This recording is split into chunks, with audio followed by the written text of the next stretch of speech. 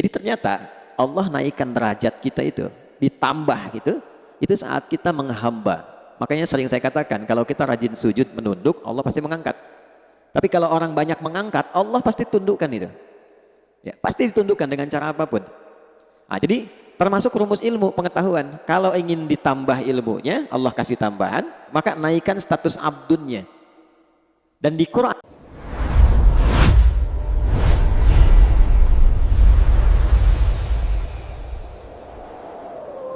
alladzi 'allama bil qalam, kemudian buat legasi yang sifatnya bisa bermanfaat lebih bagi generasi yang berikutnya. Salah satu caranya dengan menulis. Ya. Yang belajar ini usahakan punya catatan. Dicatat itu lebih terikat ilmunya dibanding sekedar dihafalkan. Nanti yang tercatat dirumuskan, diruntutkan, ke depan bisa jadi bacaan.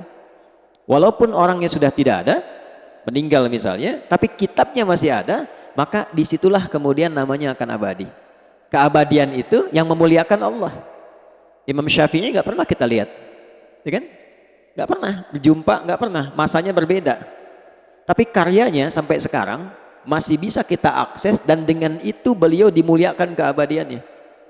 Karena itu orang-orang bijak mengatakan, kalau Anda masih ingin eksis sampai dengan masa depan, maka wariskan ke masa depan itu tulisan-tulisan dari karya kita yang paling baik. Tidak ada yang terbaik kecuali menyampaikan pesan-pesan yang dimuliakan oleh Allah Subhanahu wa taala. Teman-teman juga begitu. Ya, yang di birokrasi, yang di kedudukan, yang di harta dan sebagainya, ya bukan sekedar kita jalani sebagai profesi. Kalau bisa jadikan legasi, bikin kebijakan. Ya, buat kreativitas, bikin inovasi, tulis. Supaya satu saat dikenang, saya pernah mengalami ini, diwariskan, minimal anak cucu bisa baca. Oh, dulu saya kenal kakek itu begini, ya, bukan cuma lihat fotonya, ya kan? Wah, kakek ganteng juga ya. Oh, ternyata pernah main sinetron, ganteng-ganteng serigala gitu kan. Repot juga. Ya. Kita bikin tulisan lebih bagus, terukur, ya. Balik, 'allamal insana ma lam ya'lam. Kemudian yang kedua, selalu berusaha berinovasi untuk menemukan sesuatu yang baru. Ya, jangan pernah terpaku pada satu hal. Cari sesuatu yang baru, bikin kreativitas sehingga lebih berwarna. Nah, cara menemukan ilmu yang baru itu kita sampaikan, itu kuncinya dua. Satu, rajin mendekati Allah, ya kan? Kita sudah ambil dalilnya di Quran surah 18 ayat 65, ya kan? Fawajada 'abdan min ibadina atainahu rahmatan min indina wa 'allamnahu min ladunna ilma. Khadir yang dimaksud di situ. Abdan itu sifat bagi orang yang rajin ibadah. Nah, biasanya ini catat rumus ya. Ini saya belum pernah kasih rahasia nih, tapi pagi ini rahasia di antara kita nih ya. Kita bagi dikit nih. Jadi di Quran itu nabi saja itu panggilannya itu dibagi 3 oleh Allah. Oke? Bagi berapa? 3. Untuk panggilan ya, bukan penyebutan nama. 1 nabi, ya ayyuhan nabi. 2 rasul. Kan? Yang ketiga abdun. Kalau misinya adalah pesan untuk menyampaikan informasi di lingkup pribadi dan keluarganya, ada yang sifatnya khusus, ada yang bisa kita tiru, itu panggilannya biasanya nabi. Tapi kalau sifatnya informatif untuk semua, formatnya semua akses, itu rasul. Jelas? Tapi kalau disebutkan sifat ibadah beliau yang demikian tinggi, itu panggilannya abdun. Menariknya, tidak ada satupun nabi dalam Al-Quran yang disebutkan kata abdun kecuali bersanding dengan keistimewaan. Ya. Pokoknya kalau sudah abdun pasti nikmat, ni'mal abdu innahu, dan seterusnya. Ya. Nabi Muhammad itu saat diundang Isra dan Mi'raj, hal tertinggi yang belum pernah dialami para nabi dan rasul sebelumnya, itu panggilannya bukan rasul, bukan nabi, tapi abdun. Subhanalladzi asra bi abdihi, bukan bi rasulihi, bukan bi nabihi. Jadi ternyata Allah naikkan derajat kita itu, ditambah gitu, itu saat kita menghamba. Makanya sering saya katakan, kalau kita rajin sujud menunduk, Allah pasti mengangkat. Tapi kalau orang banyak mengangkat, Allah pasti tundukkan itu. Ya, pasti ditundukkan dengan cara apapun. Nah, jadi termasuk rumus ilmu pengetahuan. Kalau ingin ditambah ilmunya, Allah kasih tambahan, maka naikkan status abdunnya. Dan di Quran, amalan seorang abdun itu selalu dibuka dengan iman. Iman dulu, baru amalan, baru jadi hamba. Contoh, sholat itu deklarasi keabdunan kita, penghambaan kita pada Allah. Deklarasi pertamanya dalam sholat.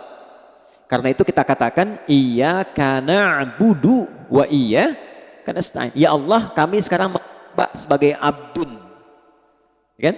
Dan kami mohon pertolongan darimu. Itu pertama kali kita katakan dalam sholat. Kalimat sholat itu dibuka dengan iman. Pertama kali di Quran. Al-Baqarah ayat 3. Alladzina yu'minuna bil ghaibi wa yuqimunas sholah. Iman dulu baru sholat. Nah, kalau sholat konsisten, imannya diisi bagus, itu persamaannya ilmu diberikan. Di mana ditemukannya? Di Quran surah ke-58 Tarawih semalam Al-Mujadalah. Di ayat yang ke-11, ya, iman dulu, ya ayyuhalladzina amanu, ya kan? Perhatikan kalimatnya, ya ayyuhalladzina amanu idza qila lakum tafassahu fil majalisi fafsahu yafsahillahu lak wa idza qila lakum unshuzu syuzu yarfa'illahu alladzina, iman dulu, amanu minkum walladzina utul ilma darajat. Kalau iman naik, ilmu pasti ditambah, pasti itu. Ya, itu sudah rumus. Nah, jadi yang pertama kita coba tingkatkan keimanan pada Allah, rajin sholat. Sholat, ya, nanti pasti akan ditemukan hal baru. Yang kedua, ikuti petunjuk Nabi. Misal, kalau mau belajar, ikuti petuah dari Nabi. Begini cara belajarnya. Keluarkan kitabul ilmi. Kalau mau bisnis, ikuti pola bisnis yang ditunjukkan Nabi. Kalau di birokrasi, di kedudukan, ikuti bagaimana petunjuk Nabi. Ambil value-nya, maka apa yang terjadi? Perhatikan kalimatnya. Al-Baqarah ayat 151. Kama arsalna fikum rasulan minkum yatlu alaikum ayatina wa yuzakkikum 2 wa yuallimukumul kitaba 3 wal hikmata 4 5 wa yuallimukum ma lam takunu ta'lamun.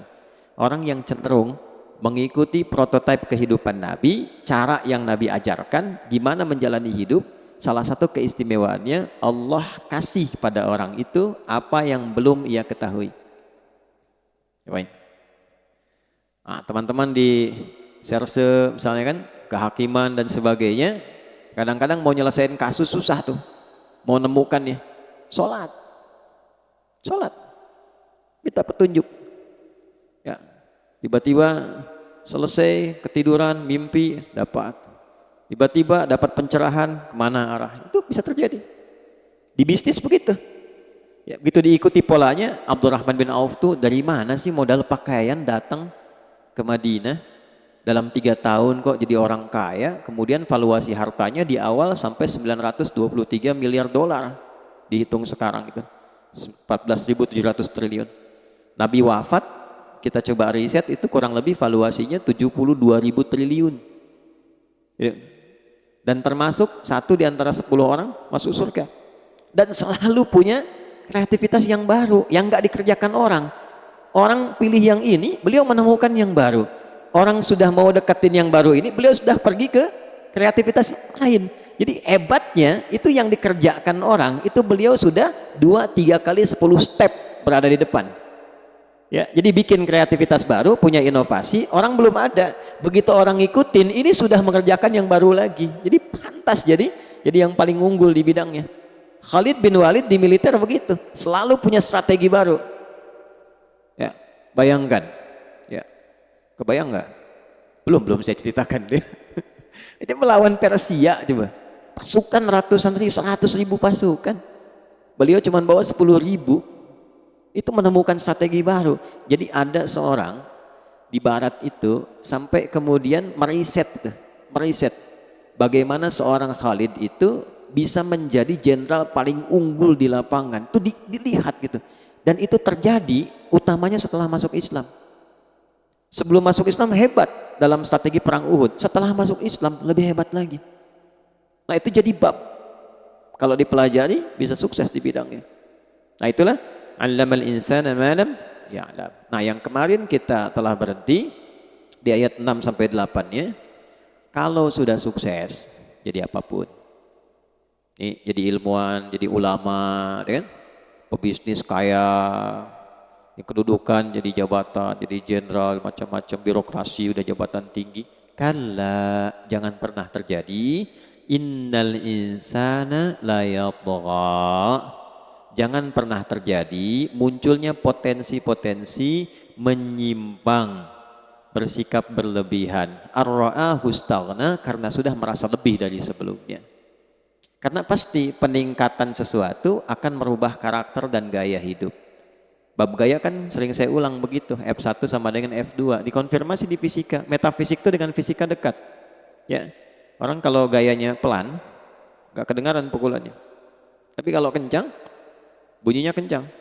Ya, sama, harta kan sering saya katakan, kalau masih punya 10.000, masih bisa dibagi 2. Nah, makan yuk, gitu ya. Ayo, di mana? Warung Jackie Chan depan, ya bisa. Ya. Makan 10.000 tuh, berangkat sama Ihsan. Begitu nyampe sana, Ihsan bilang, aduh saya nggak bawa uang. Tenang, kita bagi 2 nih, 10.000 bagi 2. Tapi ketika Mus'ab sudah punya 1 miliar, bisa nggak bagi 2 sama Ihsan tuh? Belum tentu, karena sudah berbeda, kualifikasi sudah lain, itu merubah. Cari bawaan sudah beda, wibawa sudah lain, karakter sudah tidak sama. Normal, nggak apa-apa. Quran bilang nggak apa-apa. Yang dijaga itu jangan berlebihan. Gitu.